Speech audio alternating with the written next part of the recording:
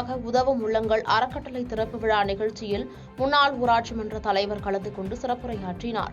திருவண்ணாமலை அடுத்த மங்கலத்தில் புதிதாக உதவும் உள்ளங்கள் அறக்கட்டளை திறப்பு விழா நிகழ்ச்சி நடைபெற்றது. இதில் சிறப்பு விருந்தினராக முன்னாள் ஊராட்சி மன்ற தலைவர் துரை மற்றும் சமூக ஆர்வலர் மணி கலந்து கொண்டு துவக்கி வைத்து சிறப்புரையாற்றினர்.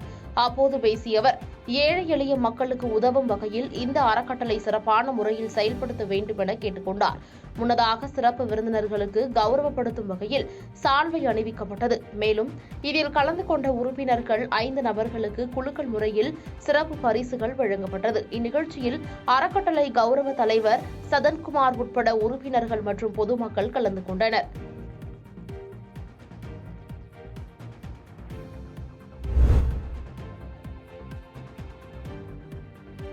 புதுக்கோட்டை புதிய பேருந்து நிலையம் அருகே பயங்கர தீ விபத்து ஏற்பட்டதால் பரபரப்பு ஏற்பட்டது. புதுக்கோட்டை புதிய பேருந்து நிலையம் அருகே பாழடைந்து கிடக்கும் அரசு குடியிருப்பு பகுதியில் தேங்கி கிடந்த குப்பைகளில் திடீரென தீப்பற்றி எரிந்தது. இதை பார்த்த அப்பகுதி மக்கள் தீயணைப்பு துறையினருக்கு கொடுத்த தகவலின் பேரில் சம்பவ இடத்திற்கு வந்த வீரர்கள் நீண்ட நேரம் போராடி தீயை அணைத்தனர். இருப்பினும் 30 அடி உயரத்திற்கு மேல் தீ கொழுந்துவிட்டு எரிந்ததால் அப்பகுதி முழுவதும் புகை மூட்டமாக காணப்பட்டது. இதனால் வாகன ஓட்டிகள் மற்றும் பொதுமக்கள் அச்சத்துடன் சென்றனர். மேலும் போக்குவரத்து காவல்துறையினர் சம்பவ இடத்தில் போக்குவரத்து நெரிசல் ஏற்படாமல் சரி செய்யும் பணிகளில் ஈடுபட்டனர்.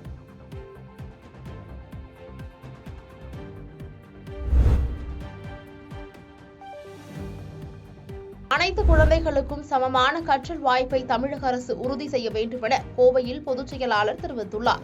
கோவை பத்திரிகையாளர் மன்றத்தில் அனைத்து அரசு மற்றும் அரசு உதவி பெறும் பள்ளிகளை அருகாமை பள்ளிகளாக அறிவித்து அனைத்து குழந்தைகளுக்கும் சமமான கற்றல் வாய்ப்பை தமிழக அரசு உறுதி செய்ய வேண்டும் என பொது பள்ளிக்கான மாநில மேடை அமைப்பின் பொதுச் செயலாளர் பிரின்ஸ் கஜேந்திர பாபு செய்தியாளர்களை சந்தித்து பேசினார். அப்போது தனியார் பள்ளிகள் மாணவர்களிடம் பாகுபாடு காட்டக்கூடாது என்ற நோக்கத்தில் பள்ளிகளில் குறைந்தபட்சம் 25 விழுக்காடுகள் வாய்ப்பு மறுக்கப்பட்டவர் மற்றும் நலிந்த பிரிவினருக்கு வழங்க வேண்டும் என்றும் அரசாங்கம் தனது பொறுப்பில் கல்வி உரிமையை வழங்க முன் வரும்போது அதற்கு நீதிமன்றம் என்றும் துணை நிற்கும் என்று கூறினார்.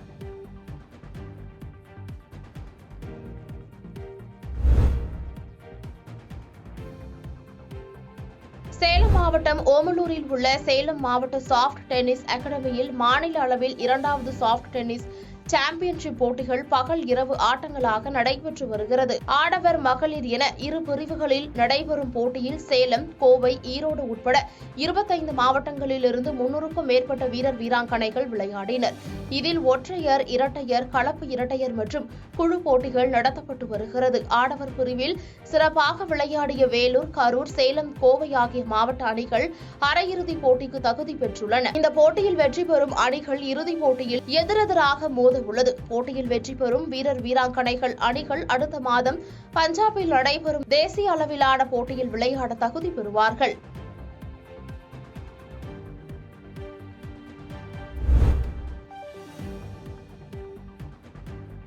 செங்கல்பட்டு மாவட்டம் திருப்பூரூர் ஒன்றிய சிறுகுன்றம் கிராமத்தில் சிக்ஷா சர்வதேச பள்ளி இயங்கி வருகிறது. இப்பள்ளியின் சார்பில் இளைஞர்கள் மத்தியில் விளையாட்டை ஊக்குவிக்கும் விதமாகவும் இயற்கையை பாதுகாக்கும் வகையில் மரக்கன்றுகளை நடுதல் போன்ற பணிகளை மேற்கொள்ள வேண்டும் என்ற உயரிய நோக்கத்தோடு 150க்கும் மேற்பட்ட இளைஞர்கள் பங்கேற்ற கிரிக்கெட் போட்டி நடைபெற்றது. போட்டியை பள்ளியின் முதல்வர் டாஸ் போட்டு போட்டியை துவக்கி வைத்து வாழ்த்தினார். 12 அணிகள் பங்கேற்ற கிரிக்கெட் போட்டியில் முதல் 3 இடங்களை பிடித்த விளையாட்டு வீரர்களுக்கு நினைவு பரிசும் பாராட்டு சான்றிதழும் வழங்கப்பட்டது. தொடர்ந்து கிரிக்கெட் போட்டியில் பங்கேற்ற அனைத்து இளைஞர்களுக்கும் மரக்கன்றுகளை பள்ளியின் சார்பில் வழங்கியதுடன் தவறாமல் அனைவரும் மரக்கன்றுகளை நட்டு இயற்கையை காப்போம் என உறுதிமொழி எடுத்துக் கொண்டனர்.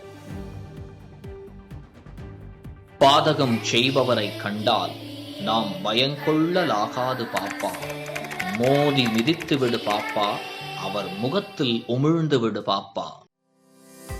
அண்மை செய்திகளை உடனுக்குடன் தெரிந்து கொள்ள இணைந்திருங்கள் இயம்நாடு தொலைக்காட்சியுடன்.